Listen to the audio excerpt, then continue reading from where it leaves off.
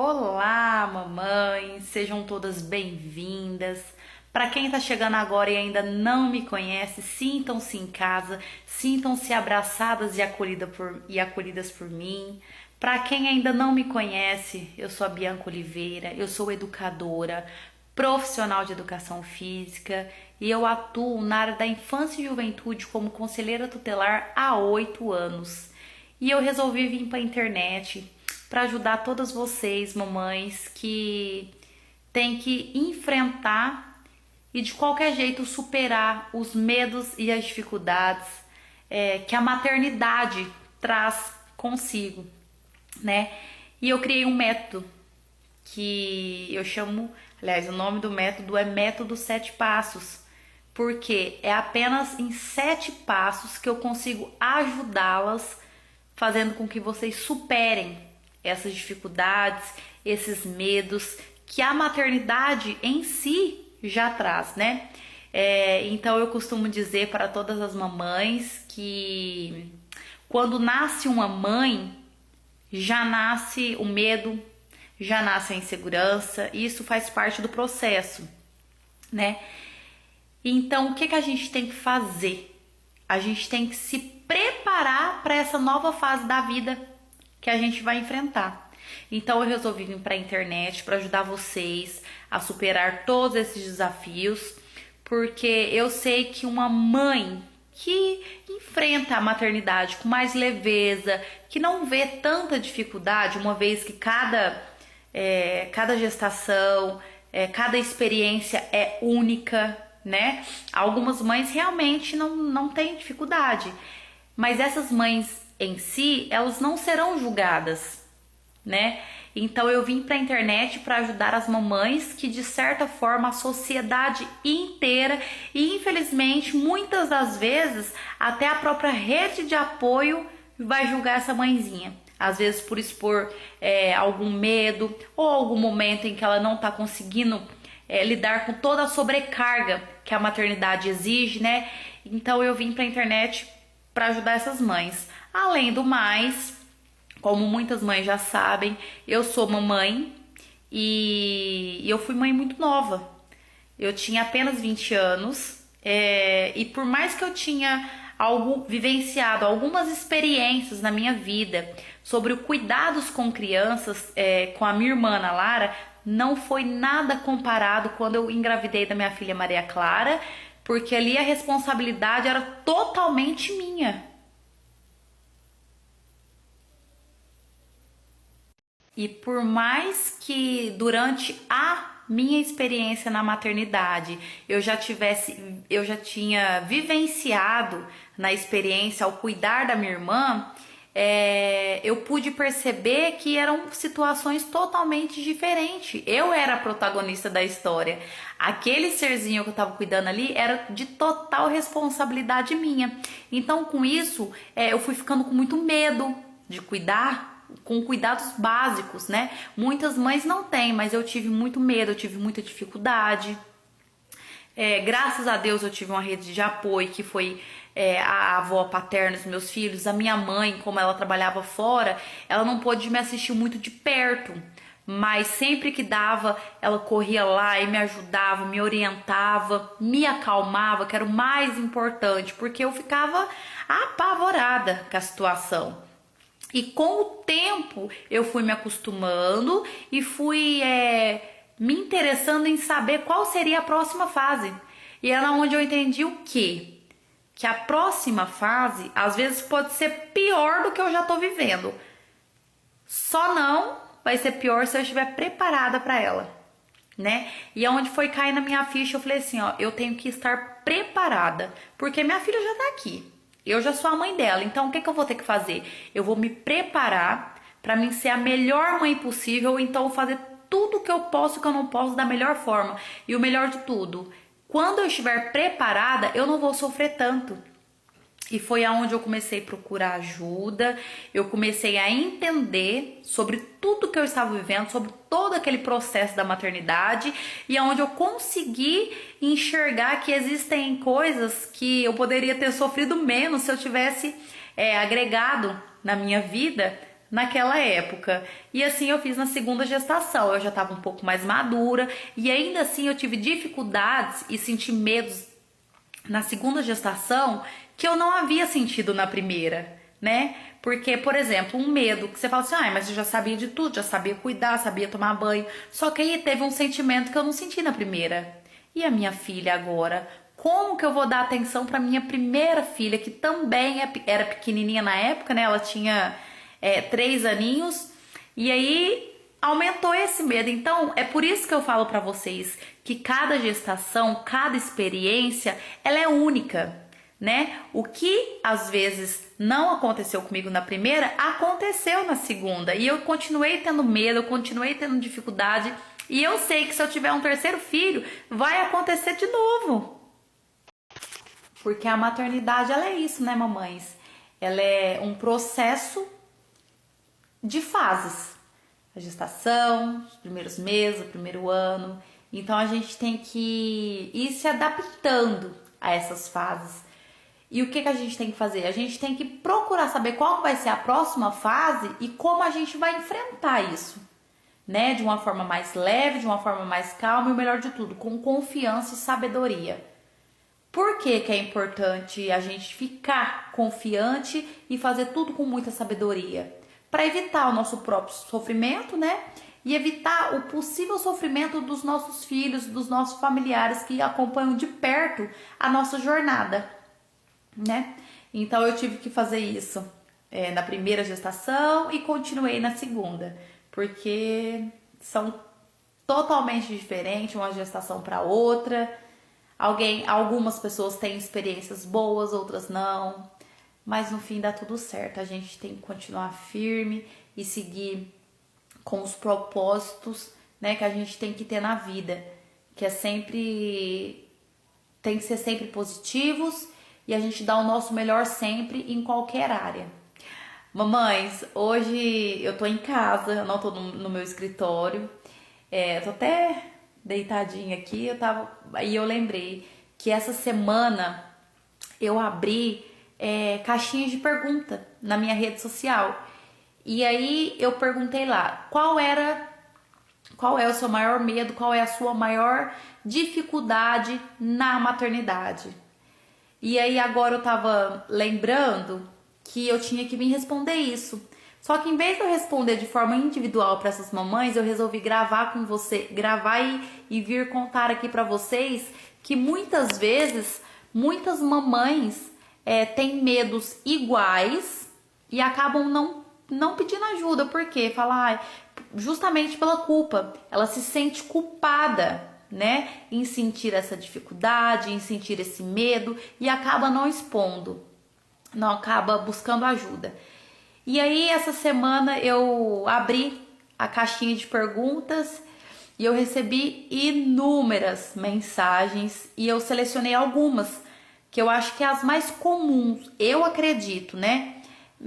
Inclusive eu vivenciei todas elas nas minhas 2 gestações e eu vejo de perto, né, devido ao meu trabalho, que muitas mães têm essas mesmas dificuldades. Tanto é que é por isso que eu fiz esse vídeo. Então é por isso, mamães, que eu resolvi vir compartilhar com vocês.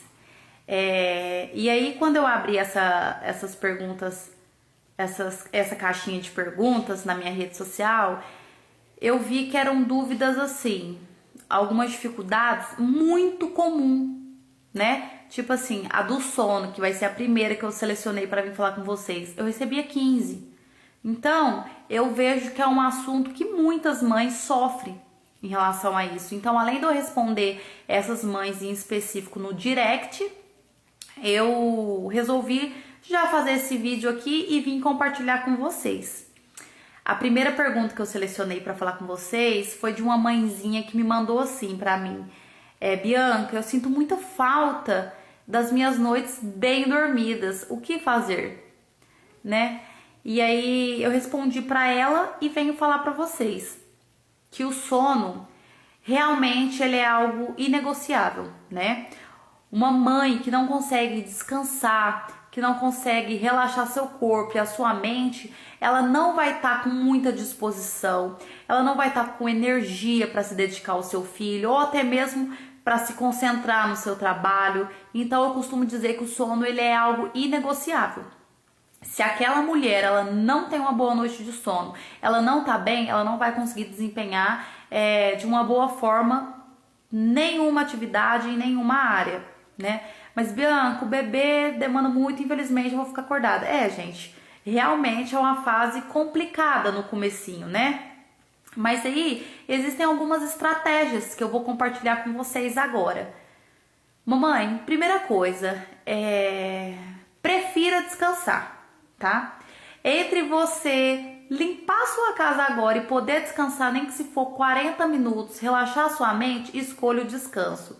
Porque depois você não vai conseguir limpar a sua casa sem ficar nervosa, sem ficar agitada.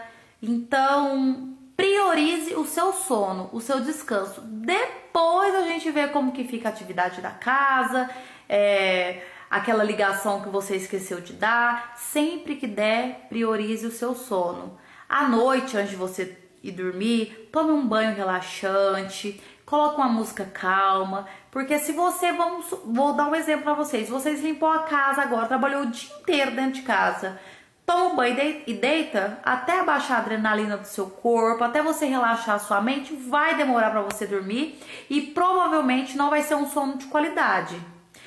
Então, vocês têm que traçar algumas dessas estratégias e colocar em prática. Um banho relaxante, uma música calma, uma luz mais baixa, tá? Tudo isso vai influenciar para que você tenha um sono com uma qualidade melhor, tá? Outra coisa importantíssima, né, para quem tiver essa possibilidade, é expor essa dificuldade e essa sobrecarga que vocês estão sentindo com o seu parceiro, com o pai dos seus filhos, né? Olha, segura o bebê pra mim 1 hora, pra mim descansar. Sabe aqueles cochilos que a gente tira às vezes de forma rápida, mas que ajuda muito, a gente já acorda mais descansado, que às vezes a gente precisa só disso, né? Converse com o seu parceiro e tente mostrar pra ele que você também tá cansada, que você tá precisando de ajuda, porque aí todo mundo vai ser beneficiada com o seu descanso, tanto ele quanto seu filho, e principalmente você e a sua saúde física e mental. Então, sobre o sono, é isso, mamães. Outra pergunta que eu recebi, que eu vim trazer para vocês, é sobre a rede de apoio, né? A mãezinha me mandou assim para mim, ó. Bianca, e sobre a rede de apoio? Eu devo pedir ajuda ou esperar que eles ofereçam ajuda? E eu respondi para ela e venho compartilhar isso para vocês. Geralmente tá todo mundo cansado, gente. Todo mundo tem que trabalhar, todo mundo tem a sua casa. Então, eu não vejo errado você expor para eles a sua dificuldade, o seu cansaço. Muito pelo contrário, eu vejo como um pedido de ajuda, né? E que se eles tiverem a sã consciência de entender que você está passando por um processo onde os seus hormônios, onde todos os sentimentos estão aflorados, eles vão compreender e vão te ajudar. Então, o que eu orientei elas? Que, primeiro, elas têm que pedir ajuda, porque eles não vão saber que você está precisando de ajuda, né? Então, eu acredito que pedir seja o ideal. Ai, Bianca, eu não gosto de ficar pedindo ajuda, eu acho que eu tô incomodando, eu não quero atrapalhar ninguém, como você mesmo disse, tá todo mundo cheio de serviço. Sim, tá todo mundo cheio de serviço, mas não veja como atrapalhar, veja como eles podem te ajudar e ainda assim, eles podem fazer de coração pra você, tá? Não é sempre, todo mundo que vai achar ruim. Então é isso, mamãe, sobre a rede de apoio. Eu acredito que seja válido você expor que você está no nível que você está precisando de ajuda, tá? A sua rede de apoio vai te ajudar. Ainda assim, Se ninguém conseguir te ajudar da maneira que você acha que é o ideal para você, procure ajudas profissionais, né? Toda cidade tem a referência em questão de CRAS, psicólogos, enfim, para ajudar você passar por esse momento, né? Então, eu acho que vocês devem pedir ajuda, sim. Se não for para sua rede de apoio, para a ajuda de profissionais especializados. Outra coisa, mãezinhas, que eu recebi bastante aqui, foi de uma mãe que em específico me contou a história dela no meu direct, e ainda assim ela tinha me mandado na caixinha de perguntas que o maior medo dela era não conseguir socorrer o filho dela numa questão de emergência. E eu acredito que esse é o medo primordial de todas as mães, né? Se acontecer alguma coisa com o meu filho, como que eu vou socorrer? E aí eu resolvi trazer esse tema aqui para debater com vocês. Mamães, quando eu falo que a gente tem que estar preparada para as novas fases que a gente vai enfrentar, não é diferente de fases que a gente não imagina que pode acontecer daqui 5 minutos, né? A gente sabe que os nossos filhos vão engatinhar e eles vão cair, é uma situação. Mas agora eu tô falando com vocês aqui, ó, o de hoje, o agora. E se o seu filho engasga com o próprio leite? E se o seu filho dá uma convulsão? O que você tem que fazer? Se ele toma um choque, né? E aí, vamos falar agora um pouquinho sobre os primeiros socorros. O quão é importante as mães estarem preparadas para um possível incidente, né? Então, assim como as fases, eu oriento vocês ao quê? A buscar conhecimento sobre os primeiros socorros em diferentes possíveis acidentes. Porque é apenas um detalhe que você consegue salvar a vida da coisa que você tem que tem mais valor para você, que é o seu filho, né? Às vezes a gente fica tão focada em coisas supérfluas que acaba passando despercebido o quanto seria importante um curso de primeiros socorros, né? Que é a vida dos nossos filhos que está em jogo. Porque deve ser algo desesperador seu filho precisar de ajuda e você não conseguir socorrer. E às vezes por alguns segundos acontece uma fatalidade, acontece uma tragédia.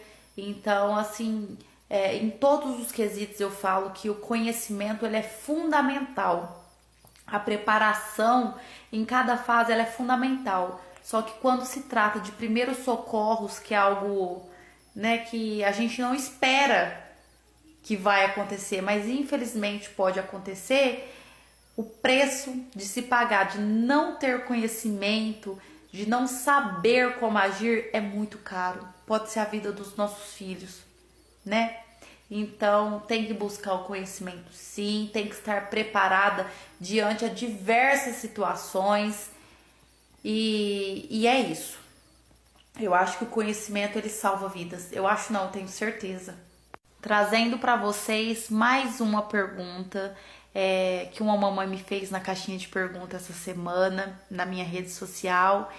E como eu falei para vocês, eu selecionei algumas no qual eu acho que é fundamental a gente sempre estar discutindo e eu trazer sempre que eu puder para vocês informações sobre esses temas em específicos.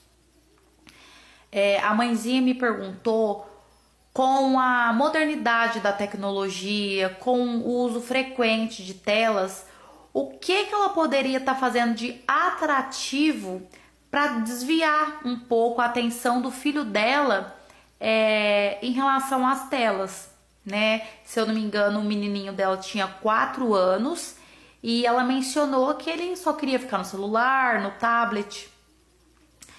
E eu acho isso um pouco preocupante. Por quê? A primeira coisa que a gente tem que fazer, a primeira estratégia, a primeira dica que eu dou para vocês é traçar limites, né?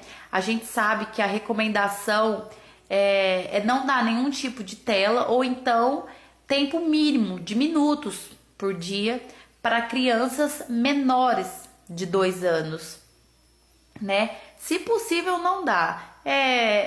Dar joguinho de quebra-cabeça, aqueles joguinhos de Lego, pintura com tinta, brinquedos, enfim, gente. Tentar resgatar e introduzir na vida dessas crianças algo que a gente não teve, né? Porque a tecnologia não era presente nas nossas vidas, né? E a gente era feliz. A gente conseguiu viver normal. Agora que a gente, na verdade, é praticamente escravos da tecnologia. Mas a gente tem que evitar ao máximo na infância dos nossos filhos. Então, assim, o primeiro passo é estipular horários, tá? Segunda coisa é você ficar atenta com o histórico de navegação do seu filho, né? Bloquear sites de conteúdos que não é adequado para a idade do seu filho. Tem controles parentais hoje, onde você coloca senha em alguns aplicativos, né? E sempre que você der alguma tela para o seu filho usufruir, o que você tem que oferecer? Músicas, para que ele possa desenvolver uma atividade física enquanto dança, historinhas, né? Enfim, coisas de criança. Então ela me perguntou algumas coisas que ela pode chamar a atenção do filho dela. Menos de tela. Gente, a gente tem que tentar resgatar a nossa infância, né? Eu tenho 30 anos e a minha infância existia celular? Existia, mas não pra mim, né? Era pros meus pais, ainda assim não tinha nada desses aplicativos, era realmente para ligação e eles quase não usavam, porque era muito caro, ou então não pegava em tal lugar, enfim, não era nada do que é hoje em dia, né? E aí, o que eu orientei ela? A resgatar algumas experiências que ela teve na infância dela e tentar inserir na infância do filho dela. Amarelinha, pintura em tecido. Hoje em dia a gente sai nas lojas, o custo é baratinho, daqueles panos para pintar. É tipo pano de prato, um pano de prato branco. Compra aquelas tintas guache, que também o custo é bem acessível. Passa uma tarde brincando com seu filho. Eu tenho certeza que ele vai adorar, que ele vai conseguir se desprender um pouquinho desse mundo tecnológico. Enfim, tem brincadeiras ao ar livre, tem muitas coisas que a mãe pode estar inserindo na vida do filho, tá? Então, eu acho assim, que por mais que seja benéfico o uso das telas hoje no dia a dia, o uso excessivo, ou se não fizer um bom uso, ele é prejudicial, a gente sabe disso. Então, a gente tem que monitorar e tem que dar outras ferramentas para que a criança possa aprender, se distrair, né? E ter uma vida feliz e saudável. Mamães, agora eu vou responder uma das perguntas que uma mãezinha me fez e que na verdade mexeu muito comigo, essa pergunta, porque eu também tinha muito medo disso, né? E na verdade eu não tenho uma dica, nem alguma estratégia para falar com vocês sobre isso. É mais a realidade mesmo. Quando eu perguntei qual era o maior medo ou a maior dificuldade na maternidade, essa mãezinha me mandou o seguinte na caixa de perguntas: que o maior medo era o filho dela não amar ela. E aí, o que fazer? Eu venho falar pra vocês, mamães, que o amor materno é algo que muitas vezes a mãe sofre, as mulheres sofrem, porque a sociedade impôs a essa mãe que que a partir do momento que ela descobre a gravidez, que ela já ama loucamente. E aí, quando algumas mulheres, a gente sabe que não é assim, estou morrendo de amores. Não, mesmo quando é uma gestação muito desejada, a gente ama, claro que a gente ama, mas é um misto de sensações, porque, como eu falei pra vocês, vem vindo o medo, vem vindo a insegurança. Então, tem dia que você não tá legal e todo mundo fala, nossa, mas você tá grávida, você tá gerando o grande amor da sua vida, mas você tá com problemas com outras coisas. Mas a sociedade impõe que você tem que estar feliz o dia inteiro, ou a maior parte do seu tempo, né? E aí a gente acaba esquecendo, a gente acaba focando nessa cobrança. Eu tenho que amar, eu tenho que amar, eu tenho que amar. Mas e meu filho? Meu filho vai me amar? E eu descobri o seguinte com os meus estudos, que quando a gente tem os nossos filhos, a gente já teve outros amores, a gente já teve outras experiências prazerosas na nossa vida, nada comparado à maternidade, mas a gente já sabia o que era bom, o que era ruim, né? Nada comparado. Mas o nosso filho, quando nasce, a gente é a maior referência no amor para eles, porque eles não conhecem nada. Eles vão conhecer o quê, primeiramente? A mãe. Então eles já nascem nos amando, e quanto mais você se dedica, mais você dá amor para ele, mais amado ele se sente, com mais amor ele te retribui. Então tirem isso do coração de vocês, tirem isso da cabeça de vocês. O filho de vocês são maravilhosos e ama vocês do jeitinho que vocês são. Então eu tenho certeza que os filhos de vocês são muito orgulhosos pelas mães que eles têm. E eu sei como que é uma mãe dedicada. A gente sabe o quanto é difícil, né, enfrentar essa jornada, muitas das vezes sozinha. Mas a gente tem que continuar firme, continuar com propósitos. Eu acredito muito em Deus. E eu sei que nada é em vão. As dificuldades existem em todos os processos da vida, e eu tenho certeza que os filhos de vocês sentem muito orgulho de vocês, tá? Assim como eu sinto de vocês estarem aqui, estarem me acompanhando e ao menos interessadas em buscar ajuda, respostas para as perguntas que a gente tem ao longo da vida, né? Mamães, esse foi o vídeo de hoje. Sempre que eu tiver um tempinho assim, que nem eu tive hoje, eu vou estar vindo conversar com vocês.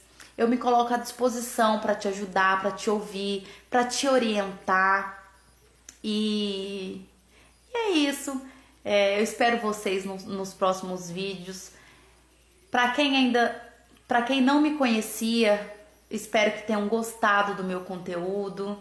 E aqui eu acolho as mamães, eu me coloco à disposição para ser sua amiga, e é um bate-papo entre as mamães aqui, tá? Então sejam todas bem-vindas para quem chegou hoje, e até o próximo vídeo.